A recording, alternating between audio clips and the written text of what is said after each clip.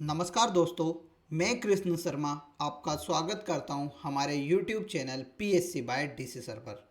दोस्तों, जैसा आप सभी को पता है, MP PSC प्रीलिम 2026 के लिए मैं आपके लिए एक MCQ सीरीज लेके आया था, जिसके अंतर्गत अभी हमने लेक्चर नंबर 8 तक कंप्लीट कर लिया है। आज हमारा लेक्चर नंबर 9 है। देखिए, 8 में कभी हमने 25 के हिसाब से ही पढ़े हैं, तो 25 अट्ठे 200 MCQ हम पढ़ चुके हैं, जो unit 2, unit 4, unit 6, unit 7, unit 8, unit 9 और यूनिट 10 से रिलेटेड थे। अब इनमें हर प्रश्न में मैंने मिनिमम आपको 3 फैक्ट भी बताए होंगे, तो ये 600 MCQ आपके वो हो चुके हैं जो प्रीवियस ईयर में पूछे गए हैं। तो देखिए, यहाँ पर ये आपके लिए बहुत फ़ायदेमंद है। तो मेरा यही मानना है कि जब ये इतना फ़ायदेमंद हो रहा है, तो 50 दिन में हम कितने कर लेंगे, तो 50 × 25 करोगे तो मान लो कि 750 प्रश्न ही लगाओगे, पर 750 में 3 भी आपने जोड़ दिए, तो मैं बता रहा हूँ 2500 MCQ बहुत बड़ी बात होती है। और 2500 MCQ वो होंगे जो प्रीवियस ईयर में पूछे गए हैं, क्योंकि हम डिटेल भी वही लेता हूँ मैं जो प्रीवियस ईयर में कहीं ना कुछ पूछा गया है। तो आपको इस वीडियोस को ज़्यादा से ज़्यादा देखना है, ज़्यादा से ज़्यादा शेयर करना है, बहुत सीरियस होकर इस सीरीज को देखा करो, क्योंकि यहीं से आपका सिलेक्शन पक्का होगा। तो आइए बिना कुछ देरी किए हम स्टार्ट करते हैं आज का हमारा ये लेक्चर नंबर 9, जिसका पहला प्रश्न है, राज्य द्वारा ग्राम पंचायतों का गठन करने का उल्लेख भारतीय संविधान के किस अनुच्छेद में किया गया है। तो देखिए, आप सभी को पता है भाग 4, जो कि किससे रिलेटेड है, राज्य के नीति निर्देशक तत्व से रिलेटेड है, राज्य के नीति निर्देशक तत्व से रिलेटेड है। अब इसका एक अनुच्छेद 40 है। उस अनुच्छेद 40 में कहा गया है कि कभी राज्य चाहे तो वो अपने राज्य में क्या कर सकता है, पंचायतों का गठन कर सकता है। किसका? पंचायतों का गठन कर सकता है। इसी अनुच्छेद का फायदा उठाते हुए भारतीय संविधान में 73वां संविधान संशोधन किया गया 1992 में, जिसके द्वारा संविधान में एक अनुसूची जोड़ी गई। उस अनुसूची का नाम था अनुसूची नंबर 11। ठीक है। साथ में भाग 9 में, कौन से संविधान के भाग 9 में अनुच्छेद 243 से लेकर 243 ओ तक 16 अनुच्छेद क्या किए गए, शामिल किए गए। कितने अनुच्छेद शामिल किए गए? 16 अनुच्छेद शामिल किए गए। अब 11वीं अनुसूची में यहाँ पर किसका उल्लेख किया गया है? पंचायतों का उल्लेख किया गया है। साथ में इसे बताया गया है कि पंचायतों को कुल कितने विषय शामिल है, तो पंचायतों को कुल 29 विषय उन्होंने प्रदान किए हैं। ठीक है। अब देखिए, यहाँ पर कितनी सारी बातें समझ में आ गई कि 73वां संविधान संशोधन अनुच्छेद 11 में हमें पंचायतों का जिक्र, अनुसूची 11 में पंचायतों का जिक्र मिलता है, जिनमें उनके 29 सब्जेक्ट्स हैं। भाग 9 अनुच्छेद 243 से लेकर 243 ओ तक लगभग 16 अनुच्छेद किसके हैं? पंचायतों के। तो इसका राइट आंसर हो जाता है अनुच्छेद नंबर 40। देखिए, सबसे पहली समिति जो पंचायतों के गठन के लिए की गई थी, उसका नाम था बलवंत राय मेहता समिति, जो कब गठित की गई थी? 1957 में गठित की गई थी। 1959 में इसी समिति के अनुशंसा पर नागौर राजस्थान में सबसे पहली बार त्रिस्तरीय पंचायती राज व्यवस्था को क्या किया गया था? लागू किया गया था। आप सभी को याद होना चाहिए कि 243 में परिभाषा दी गई है पंचायत से रिलेटेड, 243 बी में पंचायतों का गठन की बात की गई है कि त्रिस्तरीय प्रणाली की बात की गई है, 243 डी में आरक्षण की बात की गई है, 243 ई में पंचायतों की अवधि 5 वर्ष के लिए होगी, 243 ए में मुख्य रूप से सदस्यों की अयोग्यता के ऊपर बात की गई है। तो ये सभी बातें भी आपको याद रखना है। 243 के तहत राज्य की जो राज्य निर्वाचन आयोग होता है, उसके द्वारा पंचायतों के चुनाव कराए जाते हैं 243 के द्वारा। ठीक है। आइए अगले प्रश्न पे चलते हैं। 2011 की जनगणना के अनुसार मध्य प्रदेश में सबसे कम साक्षरता दर किस जिले में है? देखिए, सबसे पहले तो हम साक्षरता दर की बात कर लेते हैं। देखिए, साक्षरता दर 7 वर्ष से अधिक उम्र के बालकों को शामिल किया जाता है साक्षरता दर के अंतर्गत। जब हम मध्य प्रदेश की साक्षरता दर देखते हैं 2011 के अनुसार, तो मध्य प्रदेश की टोटल साक्षरता दर है 69.3। कितनी है? 69.3 मध्य प्रदेश की साक्षरता दर है। 2001 की तुलना में इसमें कितनी वृद्धि हुई है? 5.60% की क्या हुई है? वृद्धि हुई है। कितनी हुई है? 5.60% की वृद्धि हुई है। यानी 2001 में हमारे यहाँ साक्षरता दर कितनी थी? 63.7% थी। ठीक है। अब देखिए, यहाँ पर मैं आपको बता देता हूँ कि सबसे पढ़ा लिखा राज्य यानी सबसे साक्षर जिला हमारा कौन सा है? तो सबसे साक्षर जिला है भैया जबलपुर। साक्षर जिला जबलपुर, जहाँ के लगभग 81% लोग बाग क्या है, पढ़े लिखे हैं। फिर यहाँ पर पूछा गया सबसे कम साक्षरता दर कहाँ पर है, तो सबसे कम साक्षरता दर हमें देखने को मिलती है मुख्य रूप से कहाँ पर, अलीराजपुर में। अलीराजपुर में सबसे कम साक्षरता दर देखने को मिलती है। यहाँ के मात्र 36.1% लोग ही क्या है, पढ़े लिखे हैं। अब देखिए यहाँ पर अब बात कर लेते हैं पुरुष साक्षरता दर की। तो मध्य प्रदेश की जो पुरुष साक्षरता दर है वो कितनी है, तो आप सभी को पता होगा मध्य प्रदेश की पुरुष साक्षरता दर कितनी है, 78.7% है। और सबसे ज़्यादा कहाँ के पढ़े लिखे पुरुष है, तो जबलपुर के पढ़े लिखे पुरुष है। फिर हम बात करते हैं महिला की। तो महिला की साक्षरता दर आप सभी को पता होगी 59.2% है। और भोपाल जिले की महिला सबसे ज़्यादा साक्षर है। याद रखना, अलीराजपुर जिला मध्य प्रदेश के साथ साथ भारत का भी सबसे कम साक्षर जिला है, ठीक है। और जैसे पुरुष साक्षरता सबसे कम तो अलीराजपुर में ही दिखेगी, महिला साक्षरता सबसे कम कहाँ पर दिखेगी, तो याद रखना जबलपुर में ही आपको देखने को मिलने वाली है। अब देखिए यहाँ पर मैं आपको बता देता हूँ कि देखो यहाँ पर हमारे यहाँ मेल लिटरेसी रेट कितनी है, 78.7 है, मैंने आपको बता दिया है, ठीक है। चलो इतने फैक्ट आपको याद रखना है। तो सबसे कम पूछी थी, तो सबसे कम कहाँ पर है, अलीराजपुर जिले में। कितनी, 36.1%। अगले प्रश्न पे चलते हैं। बुंदेला विद्रोह की समय अवधि क्या है, तो मैंने बताया था भैया बुंदेला विद्रोह क्या होता है कि जो अंग्रेज होते हैं वो इनके आंतरिक मामलों में क्या करने लगते हैं, हस्तक्षेप करने लगते हैं। किसके में, बुंदेला राजवंश के राजाओं के कौन से आंतरिक मामलों में हस्तक्षेप करने लगते हैं, जिसके कारण 1842-43 में हमें कहाँ, बुंदेलखंड क्षेत्र में बुंदेला विद्रोह स्टार्ट होता हुआ दिखता है। इसका नेतृत्व मुख्य रूप से किसके द्वारा किया जाता है, परीक्षित द्वारा किया जाता था। किसके द्वारा किया जाता है, परीक्षित, जो कि जेतपुर रियासत के क्या थे, शासक थे, ठीक है। तो देखिए बुंदेला विद्रोह 1842-43 में हुआ था। अब देखिए कुछ और राजा थे जिन्होंने बुंदेला विद्रोह में सहयोग किया, जैसे मधुकर शाह थे। मैं नाम लिख देता हूँ और उनकी जगह लिख देता हूँ जो आपके एग्जाम में पूछी जाती है। मधुकर शाह जो कहाँ के थे, नरहूत के राजा थे। फिर देखिए जवाहर बुंदेला,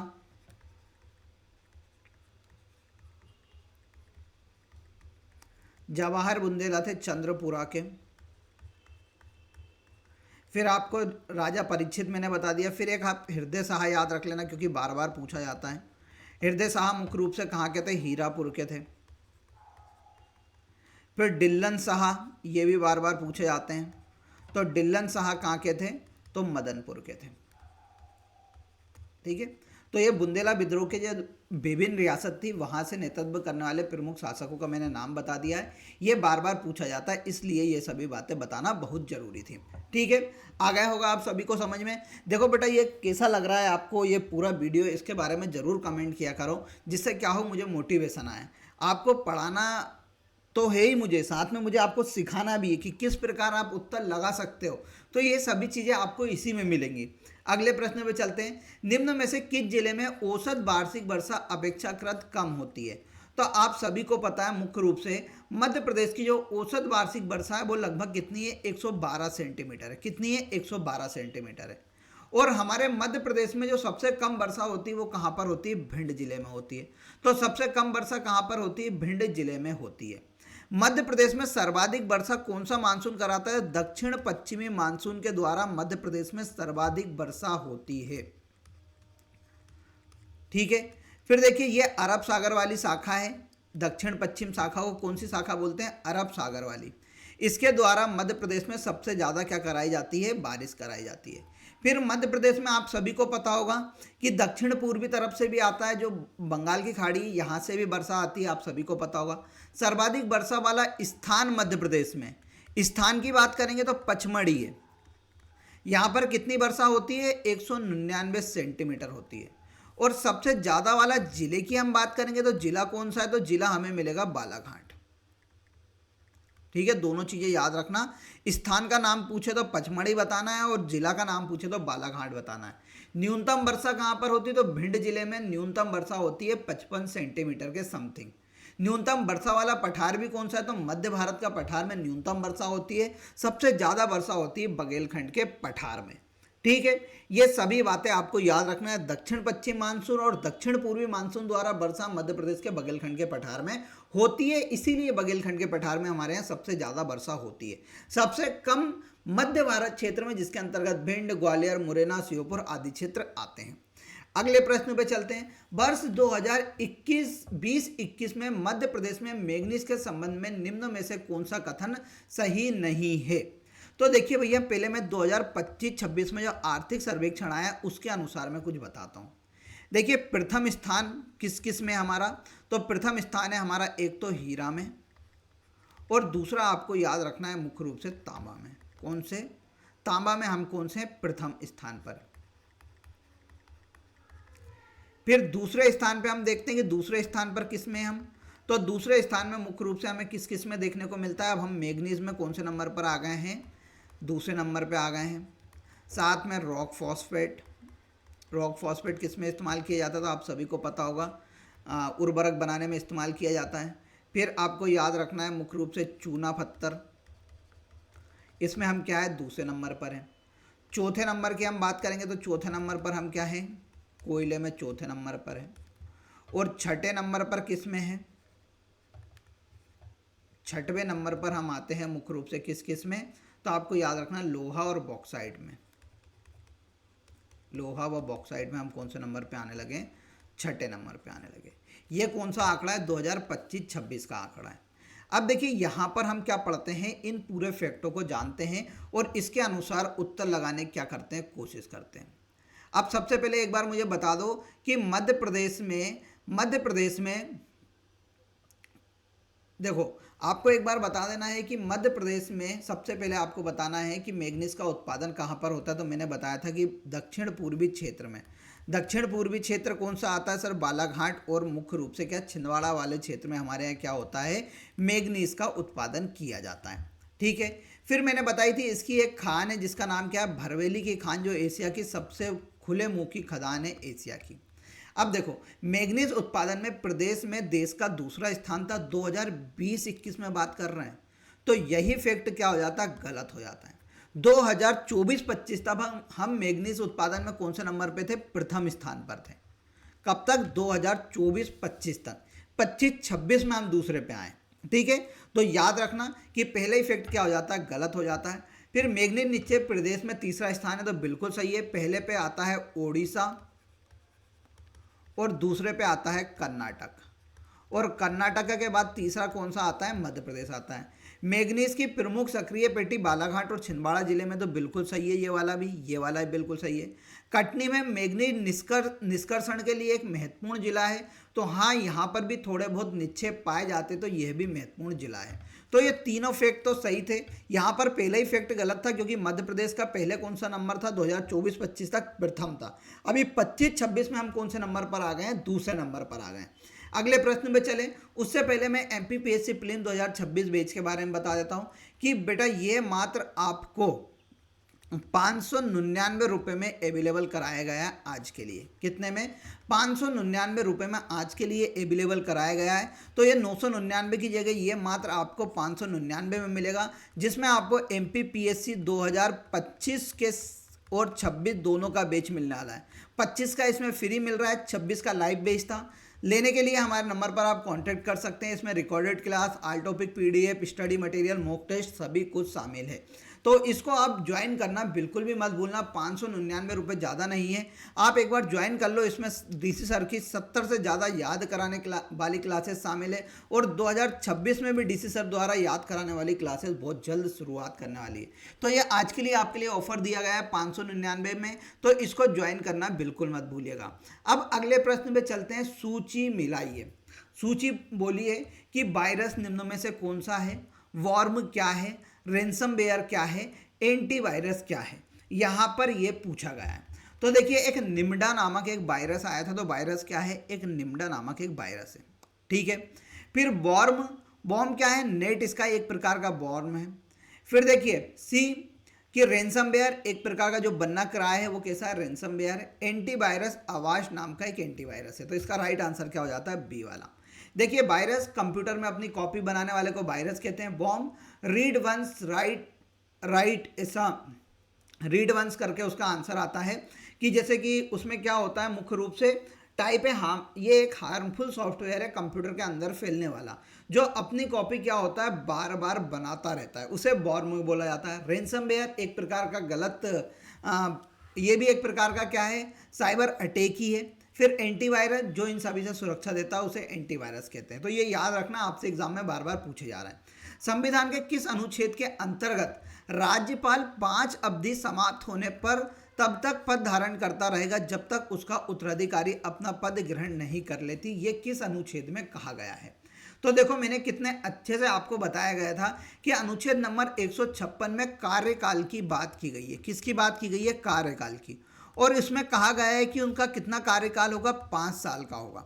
साथ में मैंने ये भी बताया था कभी जब तक नया राज्यपाल उसका पद ग्रहण नहीं कर लेता तब तक पुराना राज्यपाल अपने पद पर आसीन रहेगा। तो अनुच्छेद 156 में हमें क्या देखने को मिलता है? कार्यकाल के बारे में बात मिलती है। अब देखिए भाग 6 के अनुच्छेद 153 से लेके 162 तक हमें किसकी बात मिलती है? राज्यपाल के बारे में पता पड़ता है। ठीक है, 153 में बोला कि भैया प्रत्येक राज्य में राज्यपाल होगा। 155 में नियुक्ति की बात की गई। किसकी बात की गई है? नियुक्ति की बात की गई है। 156 में कार्यकाल की बात की गई। 157 में हमने देखा कि योग्यता की बात की गई। 157 में किसकी बात की गई है? योग्यता की बात की गई है कि कितनी वर्ष आयु होना चाहिए? 35 साल की आयु मिनिमम होनी चाहिए। 158 में कार्यकाल की शर्तें हैं भैया। 158 में हम 159 में देखते हैं तो शपथ की बात है। 161 में हमें देखा है कि क्षमादान की शक्तियों की बात है, राज्यपाल की क्षमादान शक्तियां 161 में दे रखी हैं। ठीक है, तो ये सभी अनुच्छेद आपको याद रखने, ये आपके एग्जाम में बार बार पूछे जा सकते हैं। अगले प्रश्न पे चलते हैं। निम्न में से कौन सी सिंचाई परियोजना नर्मदा बेसिन में स्थित नहीं है? तो कोलार परियोजना ये सीहोर जिले में है और नर्मदा नदी की एक सहायक नदी है कोलार, उसके ऊपर बनाई गई है। ये परियोजना मुख्य रूप से सीहोर में बनाई गई थी, परंतु इसका अधिकतम लाभ किसको मिलता है? भोपाल को मिलता है। फिर बरगी परियोजना ये जबलपुर में बनाई गई है, मुख्य रूप से कहाँ पे? नर्मदा और बरगी नदी के संगम पर इस परियोजना को बनाया गया है। मान परियोजना मान नदी के ऊपर बनाई गई है और ये कहाँ पर है? आप सभी को पता होगा मान परियोजना मुख्य रूप से कहाँ पर है? आपको कमेंट बॉक्स में आज आंसर करके बताना है कि मान परियोजना मुख्य रूप से कहाँ पर है।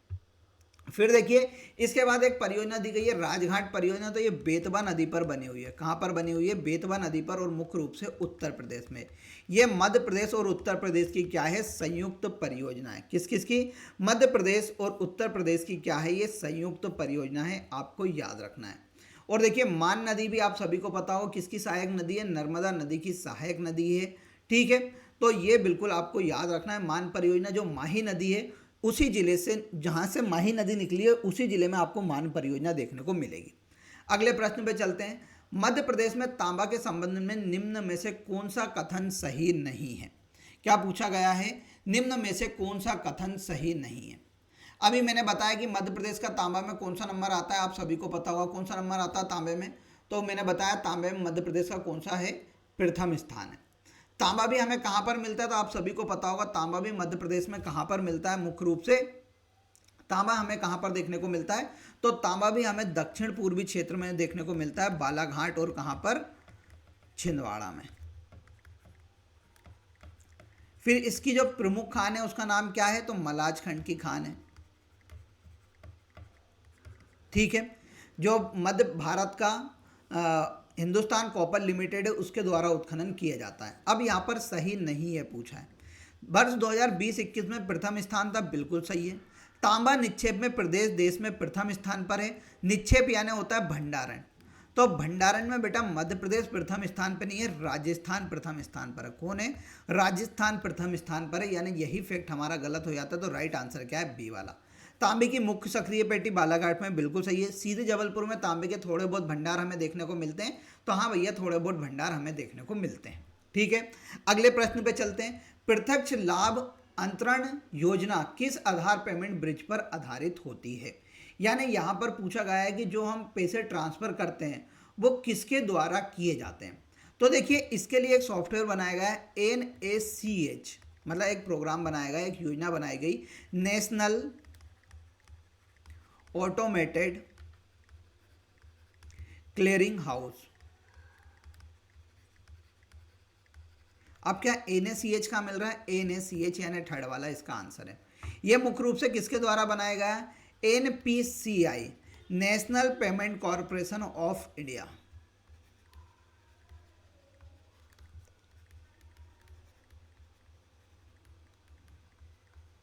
नेशनल पेमेंट कॉरपोरेशन ऑफ द्वारा एक योजना बनाई गई, नेशनल ऑटोमेटेड क्लियरिंग हाउस वाली, जिसके द्वारा हम क्या करते हैं, आधार पेमेंट ब्रिज पर आधारित है, यानी आधार नंबर से हम क्या कर सकते हैं, हमारा पेमेंट पहुंचा सकते हैं। नेताजी सुभाष चंद्र बोस क्रीडा संस्थान कहाँ पर है, तो नेताजी सुभाष चंद्र बोस क्रीडा संस्थान हमें पटियाला में देखने को मिलता है। अगले प्रश्न पे चलें, उससे पहले मैं बता देता हूँ कि बेटा टेस्ट सीरीज परचेज कर लो। आज के लिए जो 50 FLT वाली आपकी टेस्ट सीरीज थी वहाँ मैंने 99 रुपये में कर दी है, यानी 99 रुपये में आपको कितने मिल रहे हैं, 50 FLT मिल रहा है। साथ में जो 75 FLT वाली 75 यूनिट वाइज प्लस FLT वाली टेस्ट सीरीज थी वो मात्र मैंने आपके लिए कितने में कर दी है, 199 में कर दी है। तो आप इन दोनों को परचेस कर लीजिए और रेगुलर आप टेस्ट लगाना चालू कर दिए। आप क्या कर सकते हैं, इनकी PDF भी निकला सकते हो और PDF निकला कर भी उनको लगा सकते हो। इस पर हमने आपके लिए आंसर की अवेलेबल कराई है कि आपका PDF से सीधे आंसर की लगाने का मन है तो आप आंसर की और PDF को सामने रखकर भी लगा सकते हैं। तो ये बहुत सारे ऑप्शन आपके लिए खुले हुए हैं। इसके लिए आप हमारी एप्लीकेशन को डाउनलोड कर लो और दिए गए नंबर पर भी कॉन्टैक्ट कर आप पूछ सकते हो। अगले प्रश्न पे चले, मध्य प्रदेश सरकार की बाल शक्ति योजना किस विभाग द्वारा संचालित की जाती है, तो बाल शक्ति योजना मुख्य रूप से बेटा कुपोषण को खत्म करने के लिए मध्य प्रदेश सरकार द्वारा शुरू की गई थी। यहाँ महिला एवं बाल विभाग विकास के अंतर्गत क्या करती है, काम करती है। निम्नलिखित में से कौन सा मध्य प्रदेश सरकार की नंदीशाला योजना के लिए पात्र नहीं है, तो देखो नंदीशाला योजना मुख्य रूप से जो मध्य प्रदेश में गोवंश को बढ़ावा देने के लिए यह योजना शुरू की गई थी। कब, 1 अगस्त 2006 के दिन। ठीक है, इसमें मुख्य रूप से जो इसके अंतर्गत मतलब पात्रता यहाँ पर बात करते तो पशुपालक जिसके पास पर्याप्त कृषि भूमि के साथ साथ न्यूनतम 15 गोवंशीय पशुधन है, तो नहीं, इसमें कितने होने चाहिए, न्यूनतम 5 पशुधन होने चाहिए कभी उनके पास पर्याप्त कृषि भूमि है तो। पशुपालन जिनके पास कृषि भूमि नहीं है उनके पास 20 या उससे अधिक पशु होने चाहिए, तो ये बिल्कुल सही है। ये पात्रता थी, यानी केवल बी इसका क्या हो जाएगा, आंसर हो जाएगा। ठीक, अब हम आगे चलते हैं। मध्य प्रदेश में जैविक खेती प्रारंभ किस वर्ष में की गई थी, तो मध्य प्रदेश में जैविक खेती मुख्य रूप से जैविक खेती वहाँ खेती होती है जो मुख्य रूप से कीटनाशक के बगैर की जाती है, जो पर्यावरण के लिए अच्छी होती है, तो उसे जैविक कृषि कहा जाता है। मध्य प्रदेश में 2001-2002 में प्रथम बार जैविक खेती प्रारंभ की गई थी, कहाँ से, इंदौर जिले से। हम बात करते हैं तो 2011 में मध्य प्रदेश सरकार द्वारा जैविक कृषि नीति लाई गई, जिसके द्वारा जैविक कृषि को क्या किया गया, बढ़ावा दिया गया। ठीक है, आज की डेट में हम देखते हैं तो मध्य प्रदेश में लगभग 16.5 लाख हेक्टेयर से अधिक भूमि पर क्या की जा रही है, मुख्य रूप से हमारी जैविक कृषि की जा रही है। मध्य प्रदेश में मंडला, डिंडोरी, बालाघाट, इंदौर, छिंदवाड़ा, बैतूल, कटनी, उमरिया, अनूपपुर आदि जगहों पर हमारे यहाँ जैविक खेती की जाती है। मध्य प्रदेश में ग्लोबल स्किल पार्क कहाँ पर स्थित है, तो मध्य प्रदेश में जो ग्लोबल स्किल पार्क है भैया वो कहाँ पर है, भोपाल में स्थित है और इसकी स्थापना 2017 में की गई थी। 2017 में कब, 3 जुलाई 2017 के दिन। वर्तमान में इसका नाम संत रविदास ग्लोबल स्किल पार्क कर दिया गया है और जो किस देश की सहायता से बनाया गया था, सिंगापुर देश की सहायता से बनाया गया था। तो इसका राइट आंसर हो जाता है भोपाल। अगले प्रश्न पे चलते हैं, उमंग के साथ एकीकृत है, यानी उमंग में कौन कौन सी शामिल है, तो पहले उमंग का फुल फॉर्म याद रखना है, यूनिफाइड मोबाइल, ए से हो जाएगा application, unified mobile application for new age governance. ये क्या है, इसका फुल फॉर्म मैंने बताया था कि जितनी भी गवर्नमेंट की सुविधाएं होती है उन सभी को आप एक उमंग ऐप के द्वारा क्या कर सकते हो, हासिल कर सकते हो। तो इसके अंदर आधार कार्ड और डिजी लॉकर दोनों शामिल होते हैं, तो राइट आंसर क्या हो जाएगा, ए बी दोनों।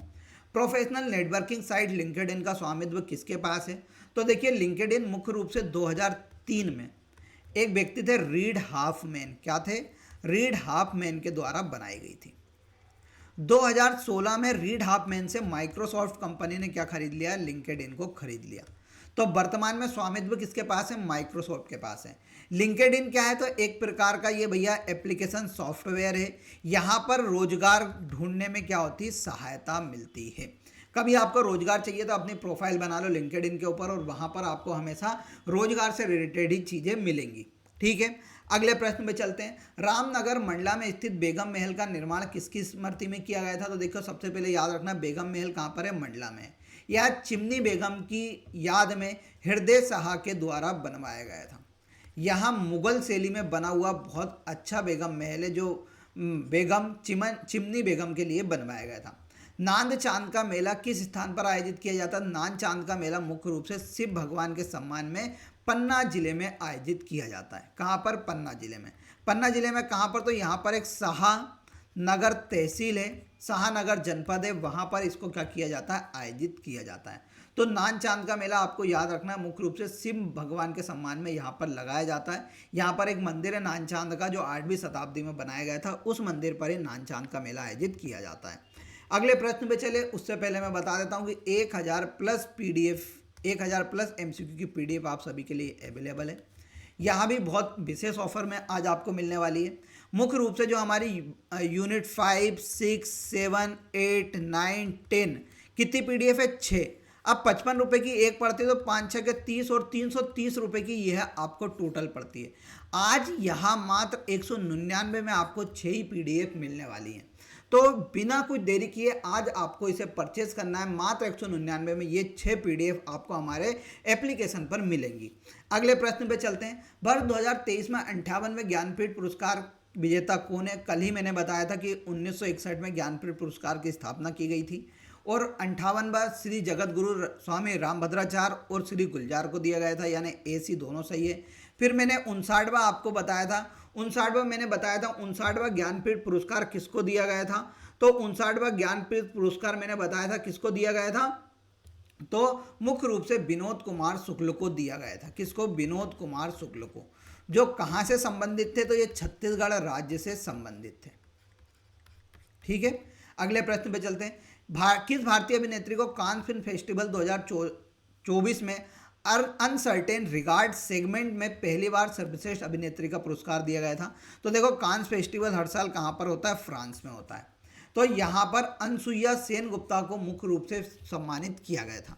अगले प्रश्न पे चलते हैं। फायरवॉल को क्रियान्वित किया जाता है, तो फायरवॉल को मुख्य रूप से हार्डवेयर और सॉफ्टवेयर दोनों में क्रियान्वित किया जाता है। तो इसका राइट आंसर कौन सा हो जाता है? C वाला इसका राइट आंसर हो जाता है। यहाँ एक प्रकार से फायरवॉल क्या है? एक प्रकार का मुख्य रूप से डिवाइस है, जो मुख्य रूप से क्या करता है? हमारे कंप्यूटर को क्या करता है? मुख्य रूप से जो नेटवर्क ट्रैफिक की निगरानी करता है, नियंत्रण करता है, उसके लिए हमारे यहाँ क्या लगाया जाता है? मुख्य रूप से फायरवॉल। फायरवॉल आपको याद रखना एक फिजिकल डिवाइस है। क्या है बेटा? फिजिकल डिवाइस है। ऐसा नहीं कि ये एक सॉफ्टवेयर है, ये क्या है? एक फिजिकल डिवाइस है। फिजिकल डिवाइस का मतलब जो मुख्य रूप से छुआ जा सकता है उन्हें फिजिकल डिवाइस।